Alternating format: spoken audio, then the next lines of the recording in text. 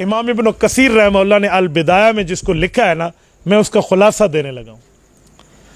یہ جو ہم جمعہ کے خطبے میں حدیث پاک پڑھتے ہیں، ہاتھ میں عصا لے کر ہمیں خطیب صاحب ایک حدیث سناتے ہیں، وہ حدیث کے شروع کا لفظ کیا ہے؟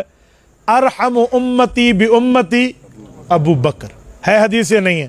بولتے آئیے سنیں کیا ترجمہ ہے اس کا۔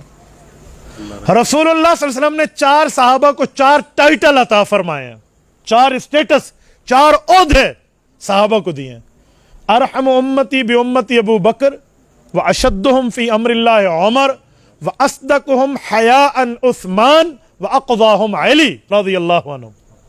میری امت میں سب سے زیادہ رحیم و کریم ابو بکر، اللہ کے معاملے میں سختی برتنے والا حضرت عمر، اور حیاداری میں سچا حضرت عثمان، اور اس دھرتی کا چیف جسٹس حضرت علی المرتضی، اقضاہم علی، یہی ترجمہ ہے۔ یہ صحابہ کو ٹائٹلز دیے ہیں۔ اس میں جو حضرت ابو بکر کے لفظ ہے ارحم امتی بامتی، یہ لفظ اس میں تفضیل ہے، اسے انگلش میں کہتے ہیں سپرلیٹو ڈگری ورڈ، اس سے بڑا لفظ نہیں ہے۔ ارحم امتی بامتی کیا معنی؟ گویا رسول اللہ صلی اللہ علیہ وسلم ایک مثال سے، مقیس علیہ کا اصول سمجھے نا، مولوی جانتے ہیں، میں عوام کو ترازو سمجھاتا ہوں۔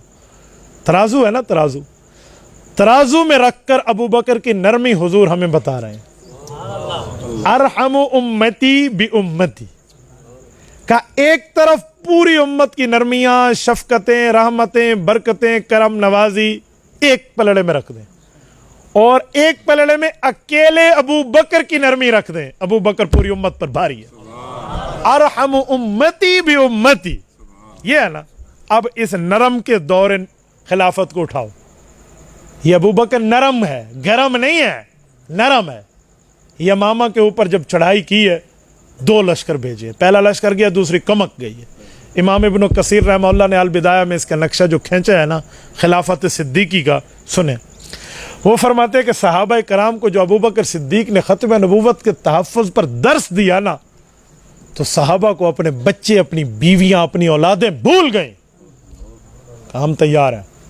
ان میں ایک صحابی کا نام ہے برا ابن مالک رضی اللہ عنہ، یہ بڑے بھائی ہیں حضرت انس بن مالک رضی اللہ عنہ کے۔ اور حضرت انس بن مالک وہ شخص ہے کہ حدیث پاک کی کوئی کتاب اٹھائیں، شاید دوسرے سے تیسرے صفحے پہ ان انس ان رسول اللہ، ان انس ان رسول اللہ، ان انس ان رسول اللہ، ہر دوسرے تیسرے صفحے پہ یہ حضرت انس ہے۔ یہ بڑے بھائی ہیں ان کے، برا بن مالک، یہ بھی گئے ہیں۔ 2 بیویاں ہیں، اس وقت ان کے 5 سے 8 بچوں کی روایت ہے۔ یہ 1000 سے زائد کلومیٹر سفر کر کے گئے ہیں مسلمہ کذاب سے جنگ کرنے۔ اس وقت جب یہ پہنچے ہیں تو مسلمہ کی بزدل فوج قلعہ بند ہو چکی تھی۔ قلعہ بندی کا کیا معنی؟ کہ جنگ لڑنے میں ہار گئے تو بھاگ کے قلعے میں چلے گئے، اور قلعے میں اپنا پورا ترتیب انہیں رکھا ہوا تھا کہ اگر 2 ماہ بھی ہمیں اندر رہنا پڑے نا تو ہمارے کھانے پینے کا سامان موجود ہے۔ بیوی بچے تو ویسے ہی اندر ہیں، قلعے کے دروازے بند، اور قلعہ اتنا اونچا ہوتا ہے، آپ کبھی قلعہ بالا حصار کی کسی چھوٹی دیوار پہ ٹھہر کے لاہور میں دیکھے نا، ٹوپی گر جاتی ہے بندے کے سر سے۔ اور اس زمانے میں کیا تعمیر ہوگی کہ نیچے کوئی تعمیر ہو کے اوپر ہو، لیکن اتنا اونچا قلعہ۔ اب 2 راستے ہیں، ایک راستہ ہے رخصت کا، ایک ہے عزیمت کا۔ رخصت کا راستہ یہ ہے کہ انتظار کرو جب باہر آئیں گے یا واپس چلے جاؤ۔ عزیمت یہ کہ نہیں، قلعے کے اندر چھلانگ لگا دو۔ اب یہ کون کرے گا؟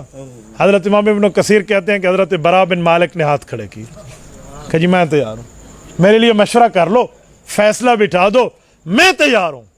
کیسے تیاری کی؟ ادھر تک پہنچائیں کیسے؟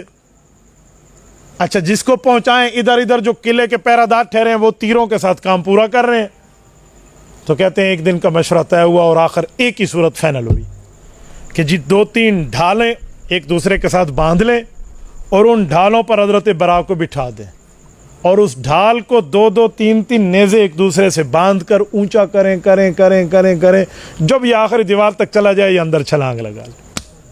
یہ لفظ کہنے کے بہت آسان ہے، لفظ کہنے کے بہت آسان ہے، کام بہت مشکل ہے۔ یہ جاتے ہوئے بھی تیر لگنے، اوپر چڑھے گا بھی تیر لگ رہے ہیں، نیچے چھلانگ مارے گا تو کفر کے جمگٹھے میں دروازے تک کیسے آئے گا؟ یہ سارا معاملہ سامنے۔ حضرت برا بن مالک نے اس کو قبول فرمایا ہے. ایسے ہی چڑھے ہیں, قلعے تک پہنچے ہیں, وہاں نیچے چھلانگ ماری ہے, دروازے تک آتے کوئی 80 کے لفظ ہیں کہ 80 کے لگ بھگ تیر تلوار کے زخم ہیں جسم پر, لیکن حضرت برا دروازے تک آیا, پکڑ کے کنڈی کھولی اور صحابہ کا لشکر اللہ کا عذاب بن کے اس پہ ٹوٹ پڑا. حضرت معاویہ نے فرماتے اس کو گرانے میں بھی شامل تھا اس مسلمان کو. اور حضرت واشی بن حرب رضی اللہ عنہ پیغمبر کے صحابی ہیں, حضرت حمزہ رضی اللہ عنہ کے ہاتھوں شہید ہوئے تھے, بعد میں یہ معافی مانگی, صحابی بنے, ان کے لیے آیت اتری, رسول اللہ نے معافی دے دی, لیکن ایک بات فرمائی کہ واشی تو مسلمان ضرور, صحابی ضرور, سب کچھ رضی اللہ عنہ مرضون کا ٹائٹل جنتی, لیکن کوشش کرنا میرے پیچھے بیٹھنا, سامنے بیٹھو گے مجھے چچا جان یاد آ جائے. حضرت واشی فرماتے ہیں میرے دل پہ یہ کم بوجھ نہیں تھا کہ سرکار نے مجھے یوں فرمایا تھا, میں اس کوشش میں تھا کہ اے اللہ کوئی ایسا موقع لا کہ اپنے اوپر سے یہ چیز بھی دھو لو. تو کہتے ہیں موقع آیا تو میں نے اسی طرح حربہ تیار کیا جیسے حضرت حمزہ کے لیے حالت کفر میں کیا تھا.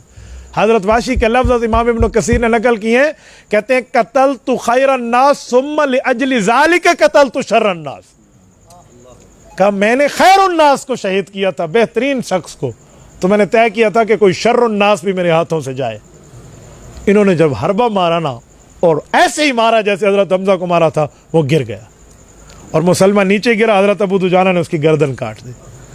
میری بات کا مطلب کہ آج بھی برا بن مالک کی قبر مبارک وہاں موجود ہے, اسی مقبرۃ الیمامہ میں. آپ جائیں, اللہ کی قسم کھا کے کہتا ہوں, میں مسجد میں بیٹھا ہوں, سر سے لے کر پاؤں تک بندے کے جسم کے رونگٹے کھڑے ہو جائیں کہ یار 1090 کلومیٹر سفر کر کے ختم نبوت کے تحفظ کے لیے اس بندے نے یہاں تک آ کے اپنی جان آفری کے حوالے کی. تو میرے دوستو, یہ جو ہمارے جسم پہ سر ہے نا, یہ رسول اللہ کے تحفظ کے لیے.